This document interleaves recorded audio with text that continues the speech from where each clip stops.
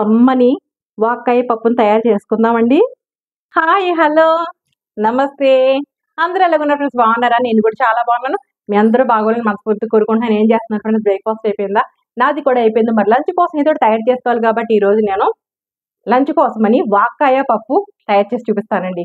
వాక్కాయ చాలా మంచిదండి. ఈ సీజన్లో దొరుకుతుంది. ఏ సీజన్లో, ఎండాకాలంలో కానీ ఏ సీజన్లో కానీ దొరకదు కాబట్టి ఈ రైనీ సీజన్లో మనకి వాక్కాయలు దొరుకుతూ ఉంటాయి కదండి. దొరికినప్పుడు ఈ వాక్కాయల్ని మనం పప్పులో వేసుకోవడమో, లేదంటే పచ్చడి చేసుకోవడమో, రోటి పచ్చడి చేసుకున్నట్టయితే దానిలో ఉన్న విటమిన్స్, అలాగే యాంటీ ఆక్సిడెంట్స్, సి విటమిన్ పుష్కలంగా ఉంటుంది కాబట్టి మనకి ఇమ్యూనిటీ పవర్ వస్తుంది.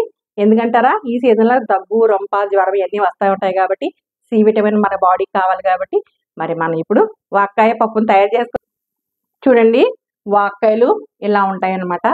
ఇదిగో ఇలా ఉంటాయి. దగ్గర నుంచి చూపిస్తున్నాను. ఇవి చాలా విటమిన్ కలిగి ఉంటుంది, సి విటమిన్. ఇప్పుడు వీటిని ఎలా కోసుకోవాలో చూపిస్తానండి. వాక్కాయలు తీసుకొని శుభ్రంగా కడుక్కున్నాను. కడుక్కొని ఇంకా వాక్కాయలను మనం ఇలాగా కోసేసుకొని మధ్యలో మనకి ఇలాంటి విత్తనం ఉంటుందండి, సీడ్. ఇది ఇలాంటి తీసేసుకొని ఇదిగో ఇలా తీసేసుకొని చక్కగా అన్నీ కోసి పెట్టేసుకుందాం. ఇలాగా మళ్ళీ ఇవి 2 ముక్కలు ఇలా చేసుకొని ఉన్నాయి. మొత్తం అని ఇలా కోసేసుకుందామండి. మనకి ఇలా కోసుకున్నట్టయితే కనుక చక్కగా ఇందులో ఉన్న సీడ్ ఈజీగా వచ్చేస్తుంది. ఇందులో ఉన్న సీడ్ని ఈజీగా మనం తీసేసుకోవచ్చు, ఇలా రిమూవ్ చేసుకోవచ్చు. నిలువుగా కట్ చేసుకున్నట్టయితే కనుక మరి అన్నీ అలా కోసి చూపించేస్తాను. మరి ఇలా వాక్కాయలన్నిటిని మనం చిన్న చిన్న ముక్కలు ఇలాగా 4 ముక్కలు చేసుకొని పెట్టేసుకున్నామండి. ఒక వాక్కాయ 4 ముక్కల కింద చేసేసుకొని మొత్తం అన్ని ఇలా కోసేసుకున్నాం అనమాట. 1 గ్లాసు ఎర్ర కందిపప్పు అండి, మైసూర్ దాల్ తీసుకున్నాను. ఈ ఎర్ర కందిపప్పుని శుభ్రంగా 3 సార్లు వాటర్ వేసుకొని కడిగి పెట్టుకున్నాను. ఇప్పుడు ఈ పప్పుని మనం కుక్కర్లో వేసేసుకుందామండి. ఇలా కుక్కర్లో వేసేసుకొని మనం ఇందులో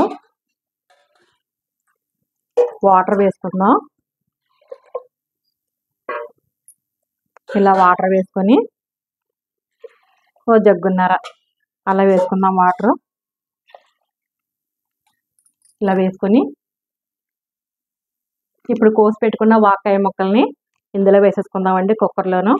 వాక్కాయలు చాలా పుల్లగా ఉంటాయండి. మనం చింతపండు కానీ ఏంటి టమాటాలు కానీ ఏం అవసరం లేదు, చాలా పుల్లగా ఉంటాయి అన్నమాట. అంటే తెలియని వాళ్ళ కోసం చెప్తున్నానండి, తెలిసిన వాళ్ళ కోసం కాదు. ఇప్పుడు 1/2 టేబుల్ స్పూన్ పసుపు వేసుకుందాం ఇందులోను. అలాగే 1 టేబుల్ స్పూన్ కారం వేసుకుందాం.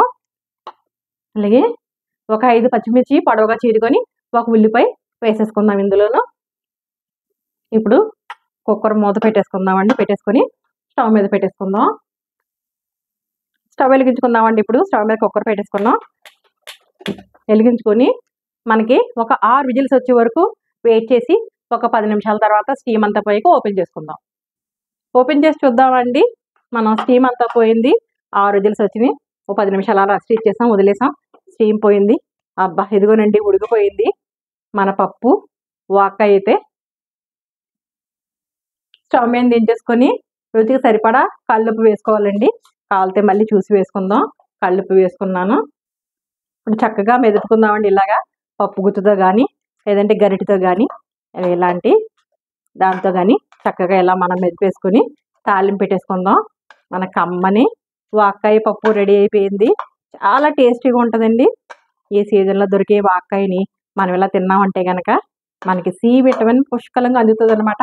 ఇదిగో ఇలాగా మనం దీంతో మెదిపేసుకున్నాం కదా. ఇప్పుడు తాలింపు పెట్టేసుకుందాం. మరి తాలింపు తయారు చేసుకోవడానికి స్టవ్ వెలిగించుకున్నానండి. ఇదిగో మూకుడు పెట్టుకున్నాను.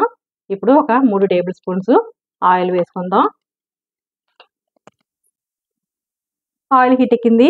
1/2 టేబుల్ స్పూన్ శనగపప్పు, 1/2 టేబుల్ స్పూన్ మినపప్పు వేసేసుకుందాం. ఇందులో ఆవాలు 1/2 టేబుల్ స్పూను, జీలకర్ర 1 టేబుల్ స్పూను, 4 ఎండుమిర్చి ఇలా వేసేసుకుందాం.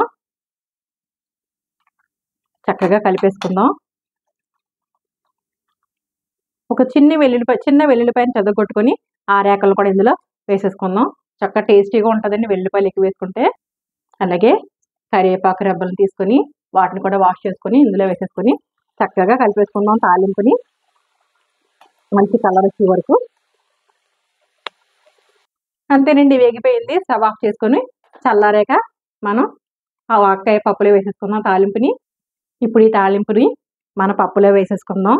వేసేసుకొని గుమ్మగుమ్మలాడిపోతుందండి. చక్కగా కలిపేసుకొని చూడండి, అయిపోయిందో దగ్గరగా చూపిస్తున్నాను. డిష్ అవుట్ చేస్తాను మరి. చూడండి ఫ్రెండ్స్, మన వాక్కాయ పప్పు రెడీ అయిపోయింది. డిష్ అవుట్ చేసుకున్నాం. పైనుంచి కొంచెం కొత్తిమీర ఎలా వేసుకున్నట్టయితే కనుక అయిపోయింది మన పప్పు వాక్కాయ. మరి టేస్టీ కమ్మని వాక్కాయ పప్పుని చూసారు కదా, ఎంత ఈజీగా తయారు చేసుకున్నామో. మంచి సి విటమిన్ ఉంటుందండి, యాంటీ ఆక్సిడెంట్స్ ఉంటాయి. ఈ సీజన్లో మనకి దొరికే వాక్కాయల్ని మనం ఇలాగ పప్పు రూపంలో పప్పులో వేసుకున్నట్టయితే, లేదంటే కనుక మరి నిలవ పచ్చడి పట్టుకుని, లేదంటే రోటి పచ్చడి ఏదో విధంగా తిన్నామంటే కనుక మన శరీరానికి సి విటమిన్ పుష్కలంగా అందుతుంది. మరి మీరు కూడా ఇలాగే తయారు చేసుకొని మీకు ఎలాగ దొరికింది కామెంట్ సెక్షన్లో పెట్టండి. అంతకన్నా ముందు ఫస్ట్ టైం కనుక నా ఛానల్ చూసినట్లయితే లైక్ చేయండి, షేర్ చేయండి, సబ్స్క్రైబ్ చేసుకోండి ఫ్రెండ్స్. పక్కనున్న బెల్ సింబల్ టచ్ చేయండి, ఆల్ అని వస్తుంది. ఆల్ కూడా టచ్ చేసినట్టు నేను పెట్టిన ప్రతి వీడియో నోటిఫికేషన్ రూపంలో మీ ముందుకు వస్తుంది. ఓకేనా ఫ్రెండ్స్, మరి టేస్ట్ చేయట్లేదు, వేడివేడిగా రైస్ చేసుకొని తింటాను. మరి ఒక రెసిపీతో మీ ముందుకు వస్తాను. మరి అంతవరకు bye bye friends, take care friends.